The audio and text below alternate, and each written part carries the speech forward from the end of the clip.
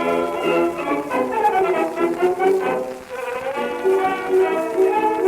could put you in the brig for what you've done, but I won't do it. Talking Dicks, November 15th, volume 158 in a new studio here. I'm Al Romas in Tampa, Florida. That's Al Ducharme, Studio City, California.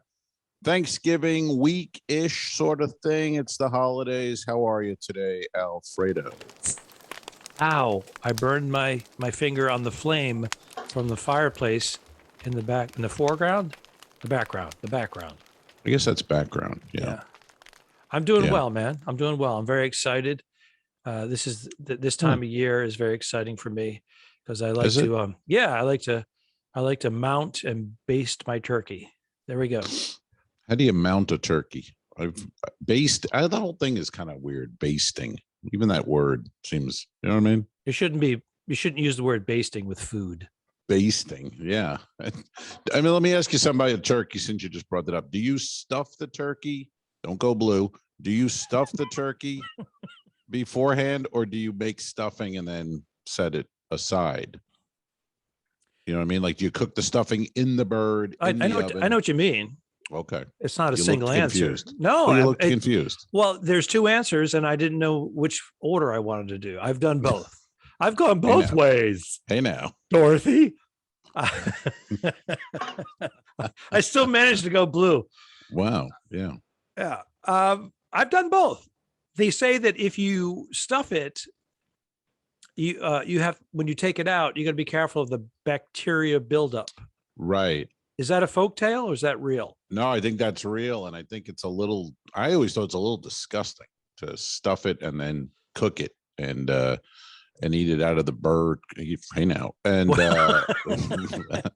you caught yourself. The whole turkey thing is fucking blue. Let's be honest. And no, I like it on the side. Not in the bird. Let's just you don't like to scoop it out. I think you're supposed to scoop it out before the bird is finished cooking. And then it kills the rest of the bacteria if there's any in between. But you're not supposed to store it. You're not supposed to store it in the fridge with stuffing in it. You're supposed to remove that. Right. I know that. Yeah, that's the whole thing is kind of gross, really, when you think, the innards, that bag with the fucking innards and shit. It's like a morgue, right? It's after a motorcycle accident. They have to kind of reassemble. Yeah, and you got to stick the thing in the sink and clean it off forever in cold water. It's a lot of work for nothing. It's not that great. I mean, the rest of the year we never eat turkey. Does anybody, go to a restaurant, order turkey? Sometimes, if it's available. A restaurant? If it's a fresh turkey in July, and they'll say like Thanksgiving, all the fixings. Sometimes you come across it. And you've done that. And I'm like, oh my goodness, it's one of my favorite meals. That's why. The cranberry, the stuffing. One of my favorite meals or snack is the Cape Codder sandwich, which is available on Cape Cod, Massachusetts. It's roasted turkey sliced with cranberry and stuffing on a bulky roll with mayo, and it is sensational. And that's not anything to do with Tom. Is that named after Tom Cotter? What is that? What's the relationship there? Cape Codder. CODD. Yeah. Oh, it sounded like with your accent. Yeah, with the accent. Like Cotter. I'm going to Cape Cod. Tom Cotter. COTTER. Cotter. Okay. And then Cape Cod. Gotcha. Cape Codder, basically. Do you go cranberries out of the can, or do you go another way with that? Usually, like the can, the whole ring thing? Yeah. But I chop it up so it doesn't have the ridges from the can. You gotta have the ridges, man. Gotta have the ridges. You like that? It's like ribs. I like it. It's like the ribs. I like it ribbed for my pleasure. You know what I mean? I wear a condom. I wear the rib condom inside out. Right. You stuff yourself. Hey now. And but I was talking to my girlfriend about Thanksgiving. She's gonna. Oh my God. Oh my God. What's wrong with you? I have never heard you say girlfriend until recently in the last I haven't had month one or so. No, I know. I haven't had a girlfriend. I know. But that tub size of Vaseline came in handy. Batman. I'm sorry. I don't know what's happening. Anyway, she's not a canned cranberry fan. So she likes cranberry, but she's like, oh, I do it this way and that. I'm like, well, You can still, get jarred. I'm getting a can of cranberry. God damn it. I'm getting Ocean Spray cranberry in the can. I like it in the can. I'm white trash, and that brings me back. It brings me back to the Yes. days when I didn't know I was white trash, and I just thought this is normal. Yeah. People act and behave to one another. Well, I don't think there's anything wrong with dumping a can of cranberry out and putting it on a plate. I don't know if that's white Get your trash. friggin' elbows off the table. What do you live outdoors? Wow. Sorry, that's in New England. That was Thanksgiving at the That was Ducharme house. That Oh, was- sounds delightful. No wonder you're on a ship for Thanksgiving alone. You're fucking traumatized. Holy shit. That sounds. Hello, this is your captain. I want to wish you all a very delightful. What did the Americans call this? Yeah. The giving of the thanks. Isn't it Native American Day? I think that's what we're changing it to be politically correct. I think Thanksgiving is going to be on the way out and it's going to become Native American Day or something. I'm moving to Canada with Cher. Is Cher? She's going to Canada? No, Cher? she said she was moving to Canada if Oh. Trump got elected, and she stayed. They all stay. They all stay. And She's been on a farewell tour for 40 years. Yeah. You know what I mean? All these, I know these girls who like, they were like 10 years ago, they were like, we're taking a trip to Vegas. It's Cher's last concert. And then they go, and then a year later, Cher's back again on tour, you know? So she's like the Rolling Stones and never going to quit. If I could turn back time. Ba-da-da-da. Yeah, not a fan. Not a fan. Hey, you know what I did today? Oh, please tell us. Well, that's the whole point of the podcast. I went to I had a physical. I had a physical today. I had the Yeah, dude. full. You got the that little Well, yeah, thing. my doctor, as we discussed in the last one, I have a little Indian doctor woman. She's great. And Oh, she said, Native American? not native, no, dot Indian, not native. Dot. Hello, the Mr. smart ones. Romas. Yes. Now, Yes. is that racist? Me doing an accent? I hope so. I hope it is. I'm not sure how that works. I don't know what is racist anymore, to be No, I honest. I don't. don't know what the fuck to say. I don't know. So, I mean, me and you, we're white, middle-aged guy. We're the most hated people on the planet right now. Everything we say is wrong. It took us a long time to get here. And I'm pretty proud of what the middle-aged white male has been able to do to the world. And I'm proud to be a part of it. Me too. God damn it. This entangled mess. And we're even worse because we're white, middle-aged comics. We're like the most hated group. We've done everything wrong. We've treated everyone poorly. You know, all our comedy is racist and, wrong. Everything we do. So fuck it. Just continue the way But we're here's doing. the thing. Of all of that, you and I actually are not. We're actually the opposite of that because we're funny, nice guys that have been doing it for 30 years. Yeah, making a living at comedy is not an easy thing to, all these young guys are like, I'm a comedian. It's like, you're not a comedian. You haven't made a living doing comedy. You have 4 roommates or you live with your parents. Yeah. And you have a day job, a full job. I mean, so you're not a comedian. Comedian is when you've done it for years as your sole income. And there's a select group of those guys. I mean, there's not like people go, there's thousands of comedians. There aren't really thousands of comedians who've done what you, me, Tom Cotter, people like that have done for 30 years. No, there's hundreds of comedians that have been able to quit their job and do this for a decade or longer. There's hundreds of us. There's thousands, tens of thousands of people who dabble in comedy. They're dabbling. A hobby or, hey, I have this gig, but can I go on first? Because I have to get up at 6 a.m. to get to the hospital. Yeah. Put my scrubs on. Yeah, well, I remember working with Vic DiBattista years ago, and he always he'd be like, "Can I go first?" Because he had his sanitation business. I mean, he's been a comic forever. He was a real comic, but he would have a sanitation business. He had to get up at 4 a.m, and get on his truck and pick up garbage, because he had a wife, a couple kids, but he's a guy like we had him on the pod. If you want to check it out, folks, it's on patreon.com/the two dicks. And, the milk and bread guy. The milk and bread guy. Over 20 million views. Over 20 million views every year, and there'll be 23 million after this winter. Because every snowstorm he hits again.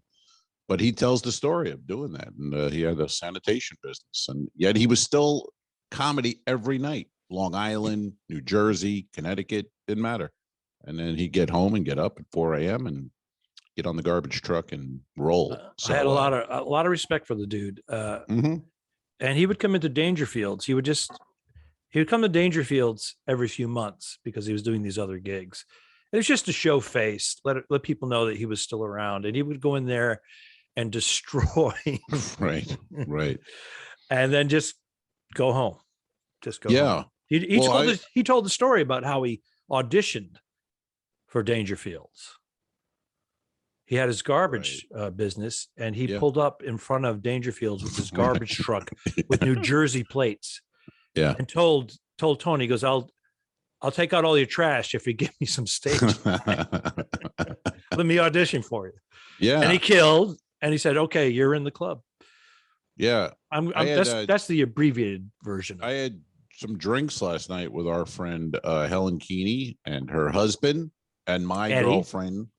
And we were talking about the difference of those kind of comics, like, the New York City comic. It's like kind of leans against the wall and just kind of talks slowly, and he's funny. And then the Long Island, Staten Island, I call the Huffer and Puffer. You know what I mean? That guy, Joey Cola, Vic DiBattista, where they don't give you a fucking breath. I mean, they kill.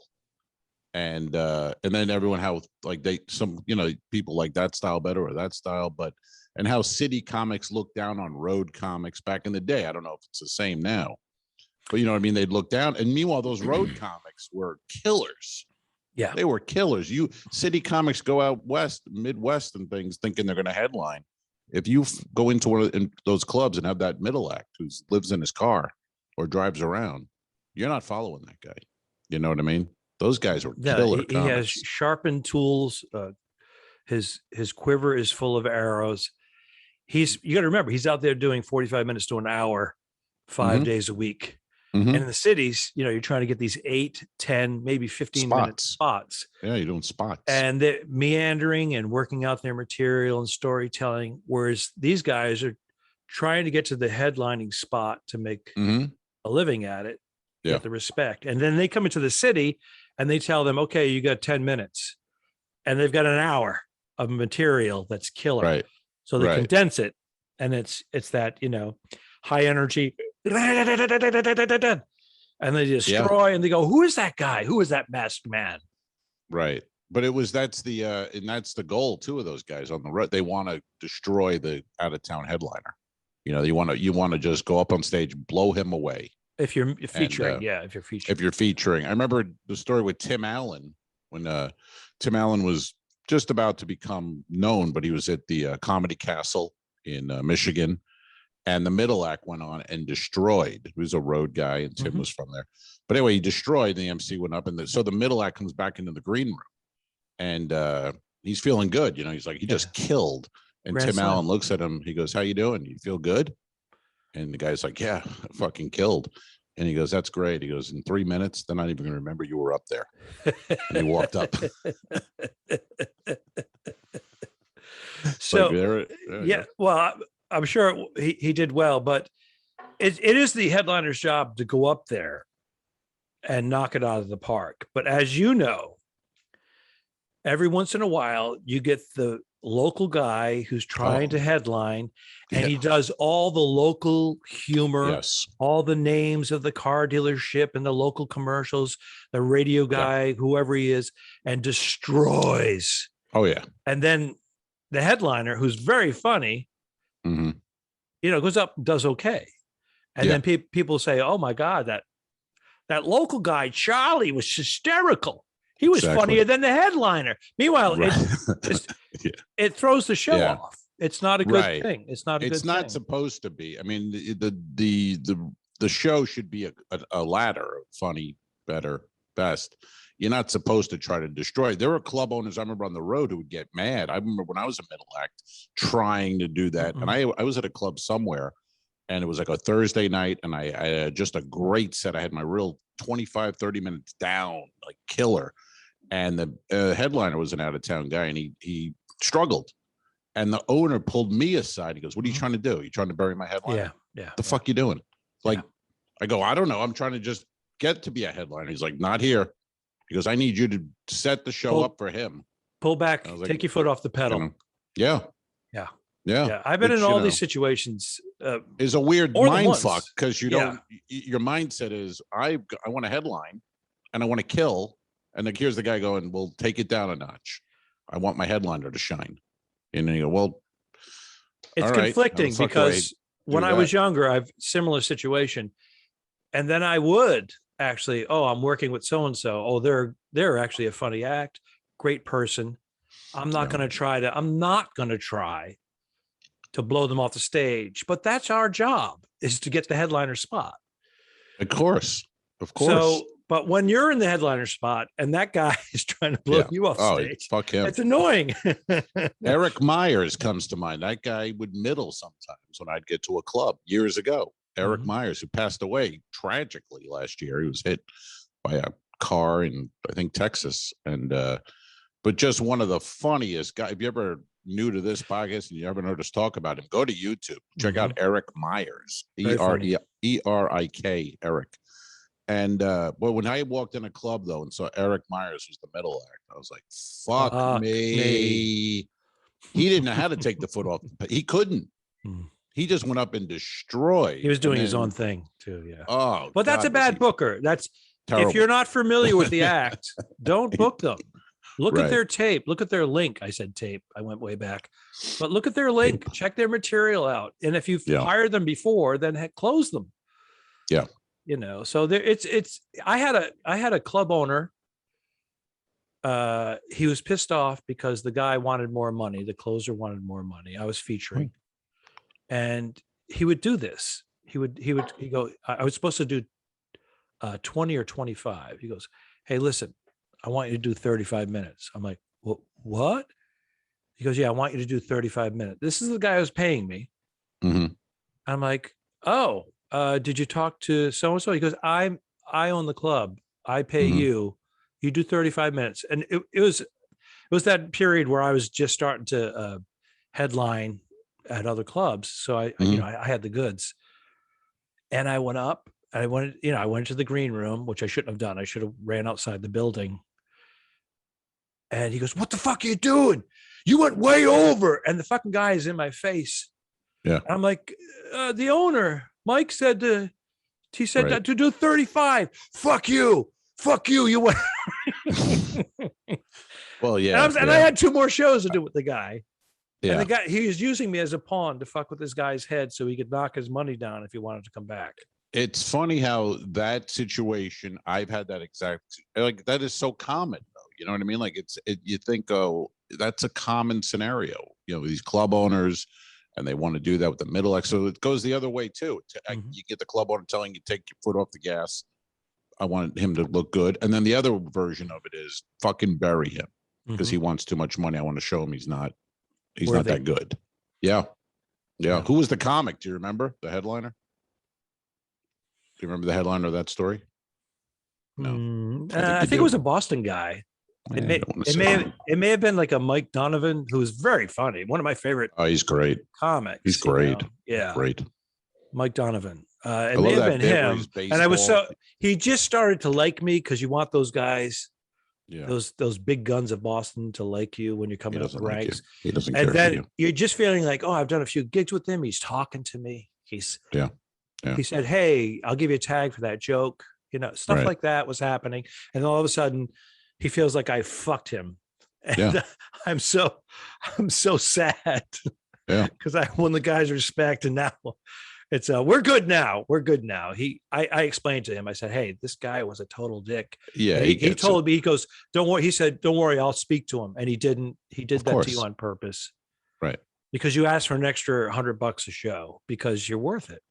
Yeah, you know? Yeah, he's hilarious. I remember working with him a lot in Atlantic City, the Comedy Stop. Oh yeah, he's great. And some of those bits, man, he had those baseball guys describing, the different home run jack. This one's a jack, and sack and fly.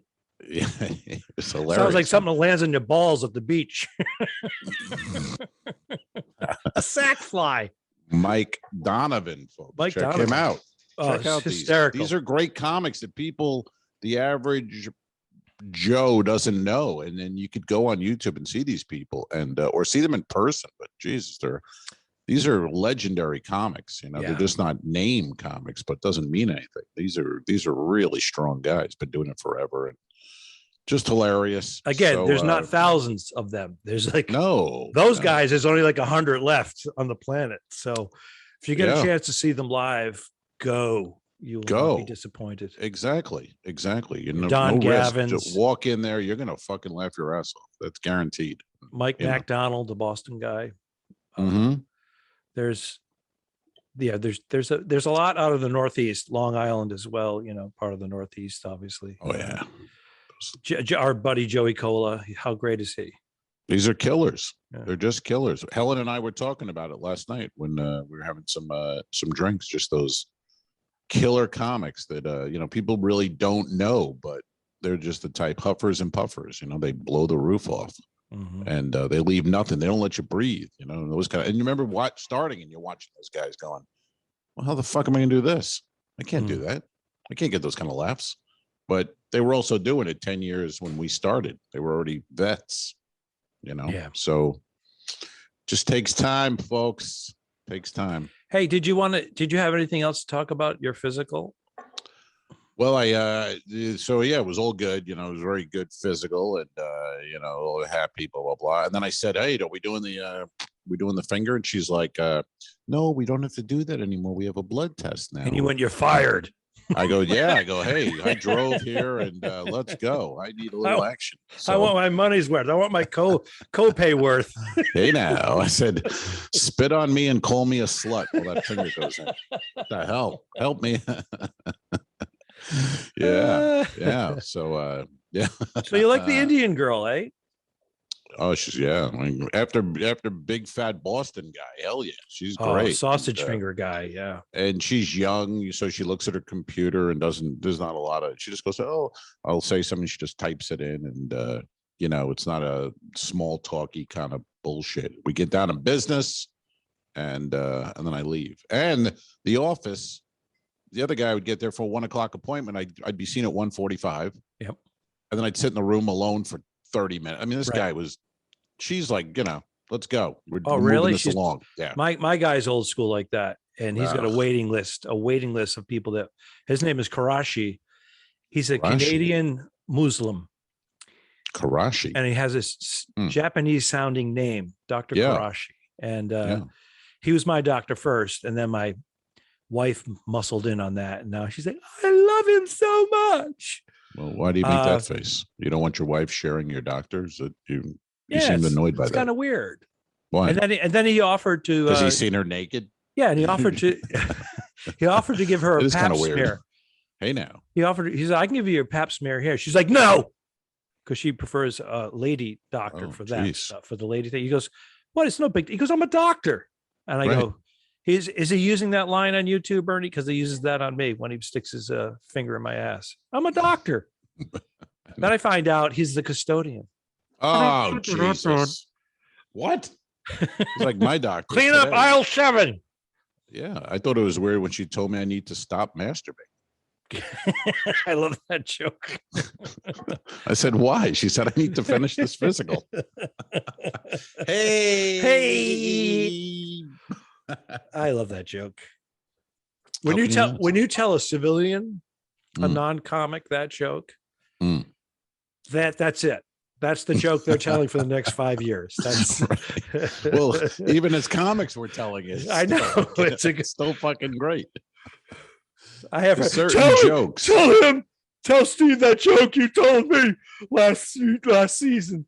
Whatever. Most regular jokes, I'm not that big a fan of it. Some of those like that, I still love the one with the guy, like in Atlantic City outside the casino, and he's asking for money, and he goes, "Hey, you got any money? You can help me out?" And the guy walks past and goes, "Well, I would give you money, but you're just going to gamble it." And the guy goes, "No, I have gambling money."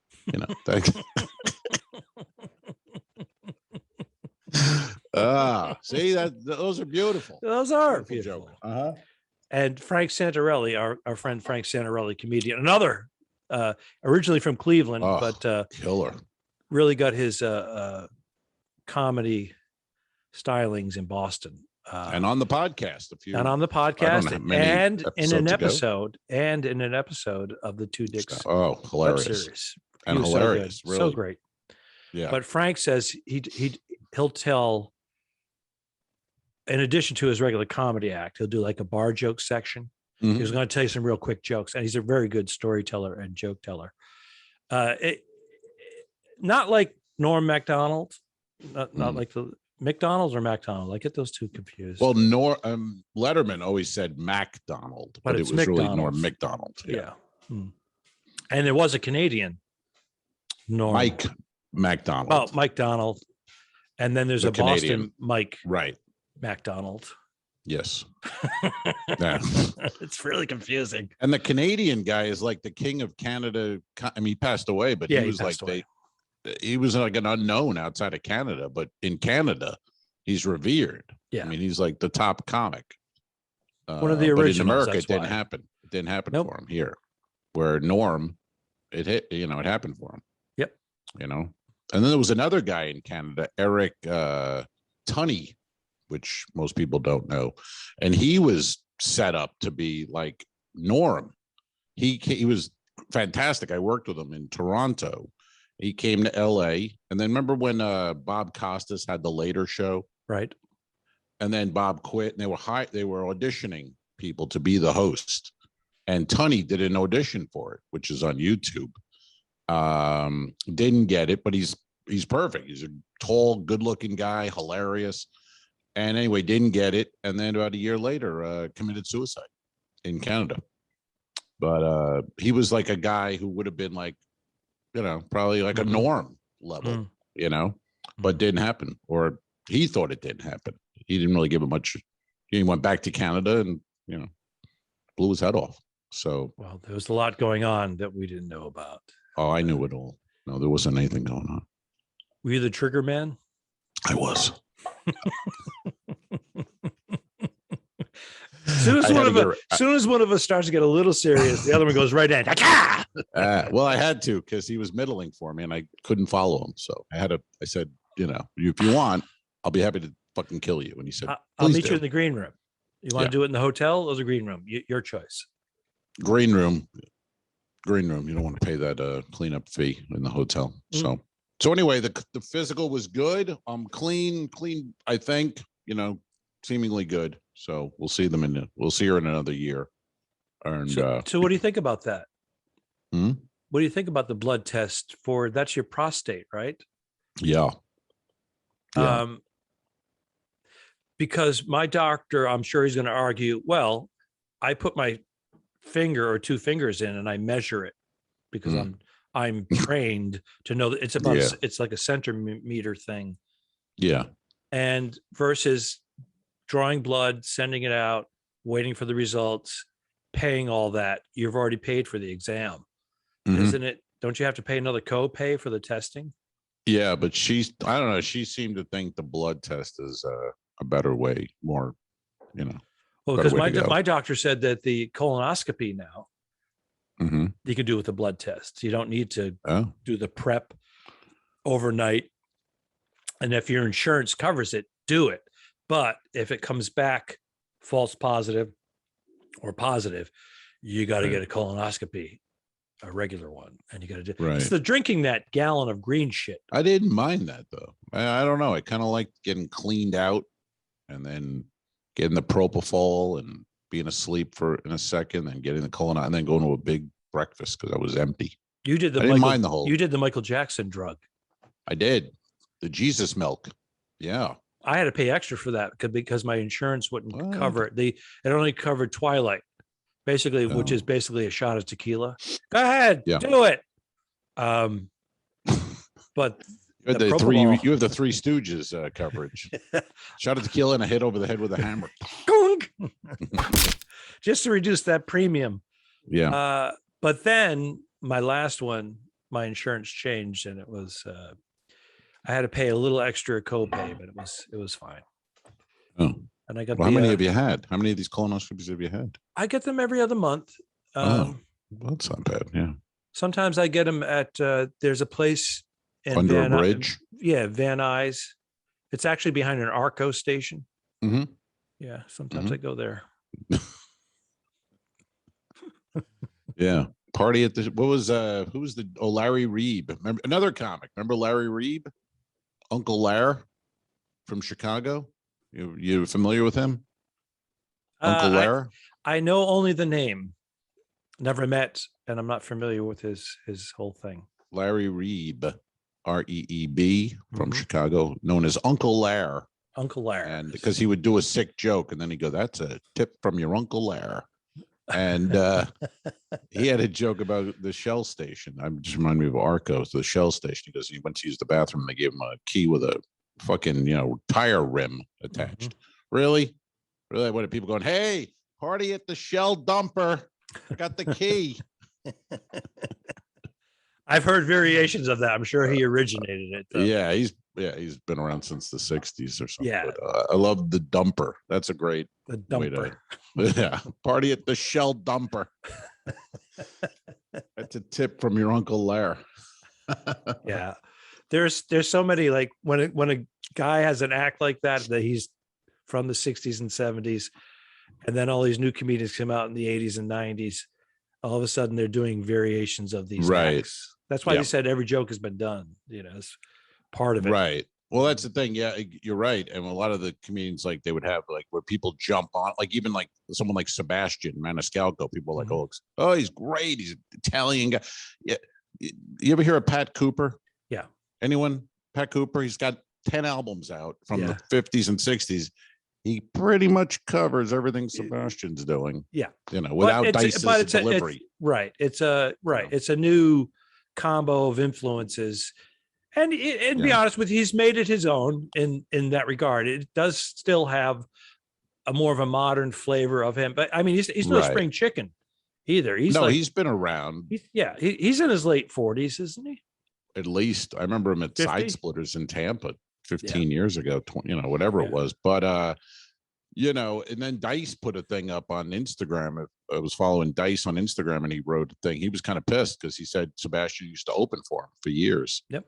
And he's like, I'm happy he's with his success, but he's fucking doing my whole style now. Well, that was the same thing with Paul Reiser and Richard Lewis. They were neurotic. Who had it first? Neurotic Jews. Who's doing it first?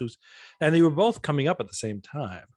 But Reiser, went a lot further with his career with Mad About You and movies.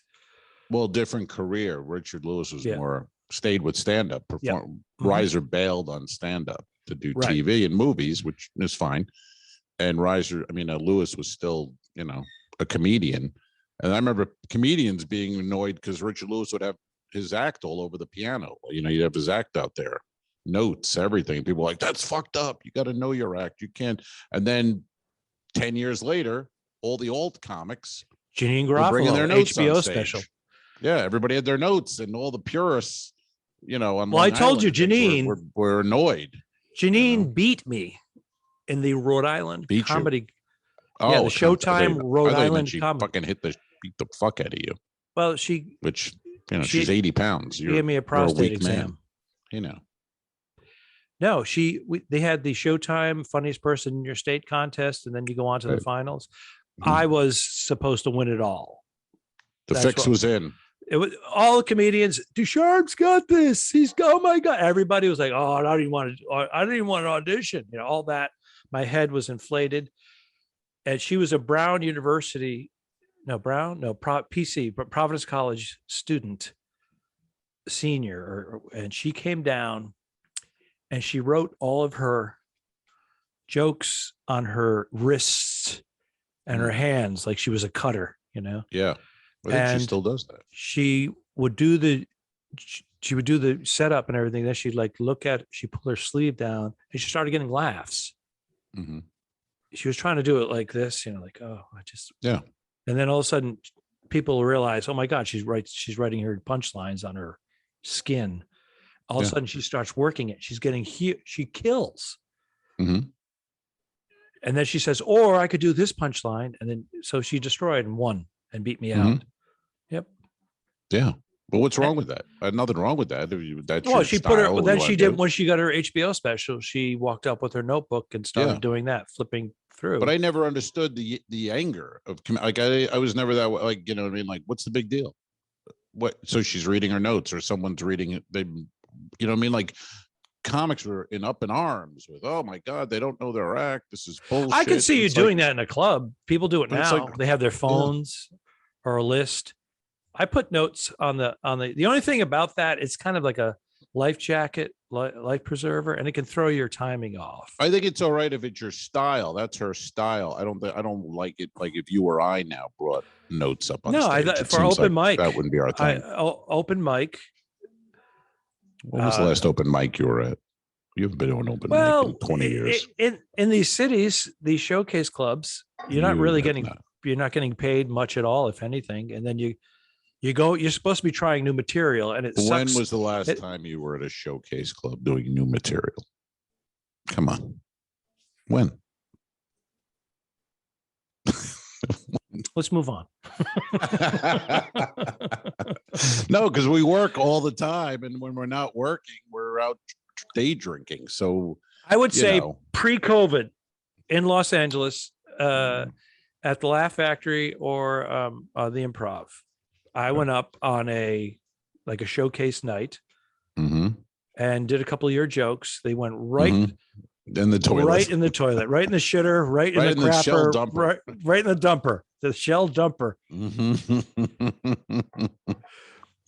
It's very hard to commit. It's very hard to commit when you go down there. You go, let me just try out some new material, and then all of a sudden, and then all these new people are doing well with their because they have 2 minutes of funniness. Sure, they can't go on the road or anything. They can't. But then the owner never comes in on a Tuesday. All of a sudden, he shows up, and you abandon your abandon your new material and go to the old shit because you want to do well. But then they see you, and then they're like, "Oh, he's doing his act." But even if it's a bar gig, if I take a bar gig during COVID, I was doing a lot of these things, and I'd be like, well, in my head, I'm like, it's a bar gig. I don't give a shit. I'm going to do new material. I'm going to riff. I'm going to just, and then again, you follow 2 open micers, and then you get up there, and it's like, and I'm like, not doing well. I'm like, fuck, I got to do my act. Because the audience, I want to kill here, isn't smart enough to realize they're doing their best 2 jokes. And you're trying out 2 brand new jokes. But it's not their job either, the audience. They're there just to hear. So they're there to be entertained. Yes. Right. So they don't want to be there going, oh, this guy's going to do some new stuff. He has good stuff, but he's not going to do it for us. You know. I remember watching Seinfeld come in New York City. Jerry Seinfeld? Well, I didn't call him Jerry. I called him Seinfeld. Okay. His show was called Seinfeld. I don't know if you. I just want to clear that up for the listener. Maybe they didn't know who Seinfeld. Jerry. When he would come in to work out, this is after he's already famous, but he was doing like Fallon or something. He'd work on his 5 or 6 minutes. Yeah. But he'd do 10 or 15 minutes or longer. The jokes that he would throw away, he'd be like, nah, I'm getting rid of that one. I'm like, no, let me have it. It was so funny. His garbage jokes were great. He's going to be good someday. He's a good comic. I think he's coming around. Well, technician wise, he's really, he's got that shit down. Remember when people would say he writes 8 hours a day, every day. Jerry Seinfeld gets up and just writes, and then you just hear that and you feel like shit. Like I haven't written 8 hours in a month. Holy shit. This guy's doing it every day. I'm looking at 4 to 6 months for 8 hours. Yeah. And then even then, it's like a minute makes it. I'm still working on the gut bit. That thing is going to be something someday, man. I'm telling you. It is. Yeah, It someday. is. Yeah. Someday, some guy 15 years from now is going to be doing it. Yeah. And I'll be like, I'm an old man going, I had that bit back in the day. I had that first. Yeah. Well, we are again. We're deep into this holiday season, and we got Thanksgiving. We're deep, buddy. Thanksgiving coming up in about 12 days. Is it? I don't know. I'm not doing the math. I think it's less. Today's the what was it? Monday. 18th, so, and then don't forget Thanksgiving night.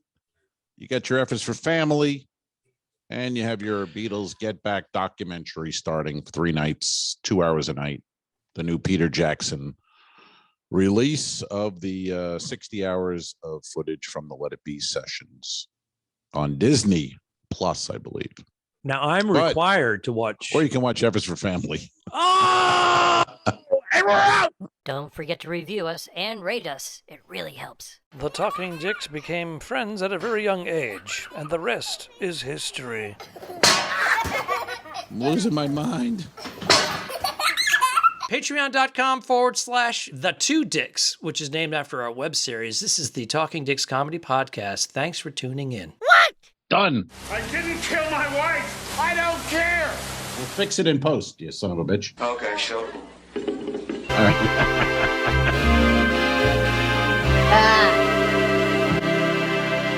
Subscribe. Mary. Go to patreon.com/The2Dicks. If you shoot me, you won't see a cent of that money. Why? I think it ends on that. That's beautiful.